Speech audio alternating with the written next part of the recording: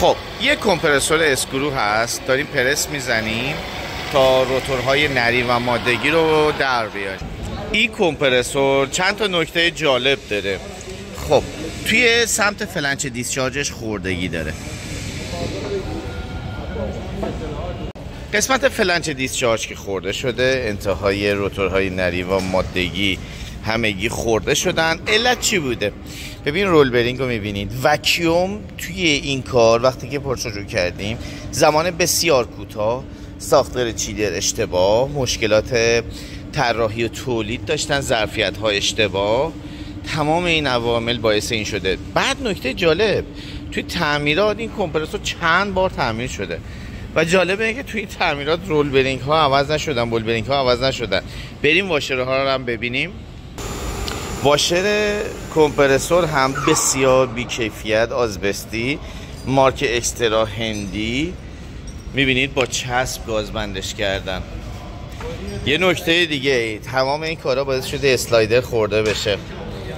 قطعات خورده شده زیاد داریم توی کمپرسور. نکته بعدی دوباره میبینید اینجا رو ترمینال برق هستش. ترمینال برق هم دوباره برداشتن با چسب گازبندی کردن. و نکته جالب، سیمپیچ هم دو مثلث در نیاوردن، در صورتی که توی این کمپرسور سیمپیچ دو مثلث هستش. داخل کمپرسور هم حتی یه دونه اورینگ، این قسمت پارالل پین، یک اورینگ میخوره تو بعضی از مدل ها، واشر آلومینیومی میخوره برای گازبندیش، اما ببینید با چی گازبندش کردن. خب این همه این موارد اویل کولر اضافه کردن چون ظرفیتشون درست نبوده، طراحی‌ها درست نبوده، تعمیرات درست نبوده، خواستن کمپرسور جواب بده.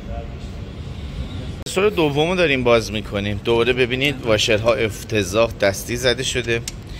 فیلتر روغن رو نگاه کنید، دست دومش رو با آچار شلاقی برداشتن بستن. توی سیمپیچ میریم ببینیم، سنسور PTC هستش، برداشتن گذاشتن لای ترمینال بستن. اما من بعید میدونم با این شرایط این هم PTC باشه، احتمالاً دو تا سیمو برداشتن به همدیگه لحیم کردن. بعد اینجا رو نگاه کنید، به جز این توی اینجا پرس درست صورت نگرفته. خلاصه کار به طرز وحشتناکی بد بوده. این هم یکی از دلایل خرابی کمپرسور هاست، هم چیلر هم تعمیرکار هم میتونه باعث بشه.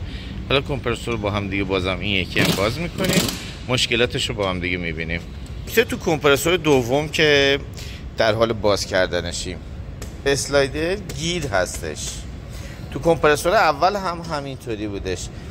کمپرسور اول هم خود پیستون مشکل داشت، اسلایدر هم خوردگی، تو دومی هم پیستون گیره. نکته جالب، این کمپرسور هنوز استارت نخورده ها و روغنش رو داریم میبینید چقدر کثیفه که شارژ کردن و روغن رو توی سیمپیچ ریختن. بیشتر روغن رو هنوز استارت نخورده این وضعیت هستش و مثلا کمپرسور تعمیر شده. کثیفی رو میبینید تو چه وضعیه.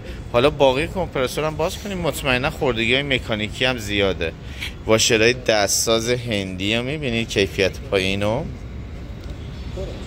خب قسمت سیمپیچی موتور. توی سیمپیچی موتور یه نکته جالب، آمپرا فرق داره، یعنی اینکه توی سربندی اشتباه انجام شده. آمپر یک خطمون به شدت تفاوت داره، نوسان آمپرمون بالای 15%. خب این موتور اینجوری با این شرایط نمیتونه کار بکنه، بنابراین مجدد هم باید سیمپیچیش بکنیم.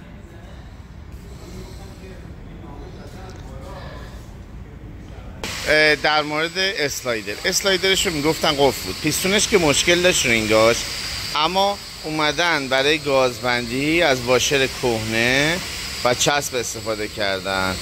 مسیر رو میبینید اینجا کیپ کردن. خب روغن جریان پیدا نمیکنه توی این مسیر و به این ترتیب این کمپرسور هم ظرفیت نمیگرفته.